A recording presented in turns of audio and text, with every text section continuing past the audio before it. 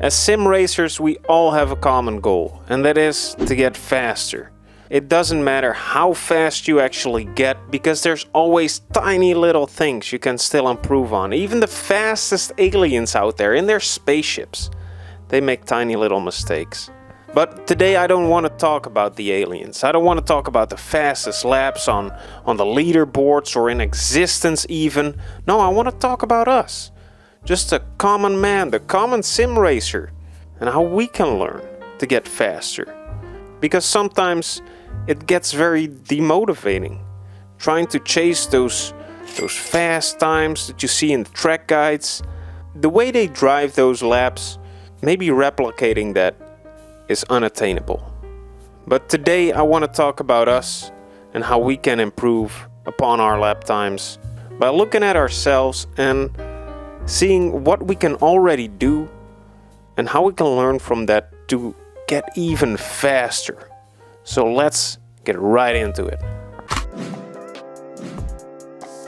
Here at Track Titan, we've got some sim racers with all kinds of backgrounds and skill levels. We've got Max, who's a real-life Porsche instructor and has no problem driving near perfect laps. But there's also me, a sim racer of medium quickness. Now, when I'm practicing for a race, I often use a track guide in which a super fast driver is showing off how they manage to drive a lap that's in the top 1% of quickest times. The problem, however, is that I'm nowhere near that fast. I simply do not have the skills to replicate that drive-in, and I think that goes for most of us. Now, there's great value in track guides like that. I don't have to find the braking points on my own. I get an indication of which curbs I can or cannot take. And sometimes racing lines are shown that I didn't even thought about using before.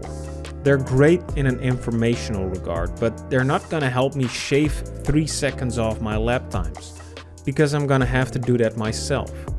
And I think a ton of people run into this problem. The gap between the teacher and themselves is too big.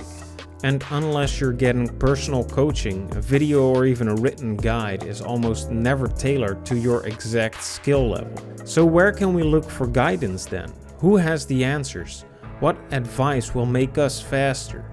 Even though it's a big fat cliche, we should look inwards for answers. Most of us already possess the power to drive faster laps. We've probably driven quite fast laps already when we put all our best sectors into one lap. Our theoretical best lap. Now, what do I mean by this exactly? When you drive a lap, you nail some corners like the professional you are deep down inside, but you mess up in other sections, resulting in an average lap time for you. But when we take all those fastest sections from all those previous laps and put them together in one Frankenstein of a lap, that's the theoretical best lap. A lap consisting of your best corners and fastest sections. My fastest lap on the Red Bull Ring on F122 is a 106.721, which isn't all that super great, but my theoretical best lap time is a 104.249, which is almost 2.5 seconds faster. Now, the beauty of the theoretical best lap is that you know you've already driven it, just not in one go.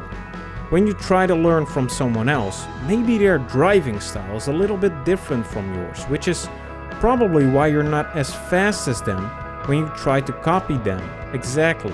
But you've already driven your theoretical best lap, so you know for sure that you have it in you and that you can get faster lap times with your own driving style. It is possible.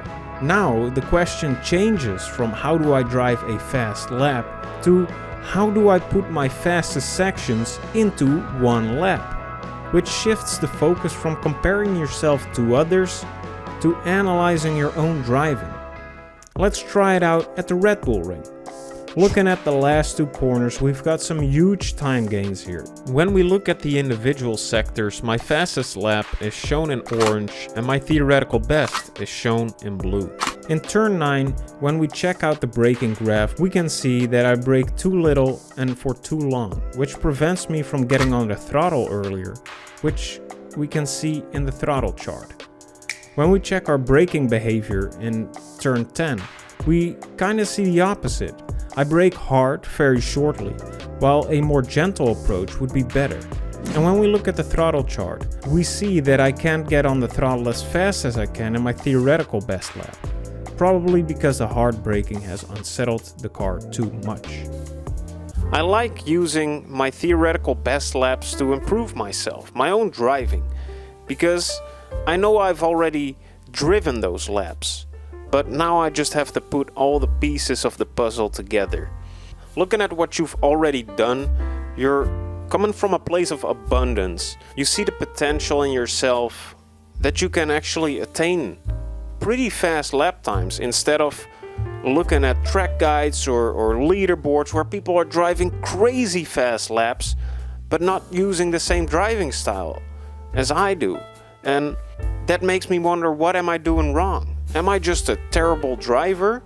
But when I look at the theoretical best, I'm way more motivated to put in the practice because I know I've already done it, so I know I can do it again. And that's way more hopeful than trying out another lap, and not coming close to those fast lap times you see in track guides or in hot laps. And it's probably because they drive differently and I can't drive like they can. But I can drive like myself, and when I look at my theoretical best laps, I can drive pretty good.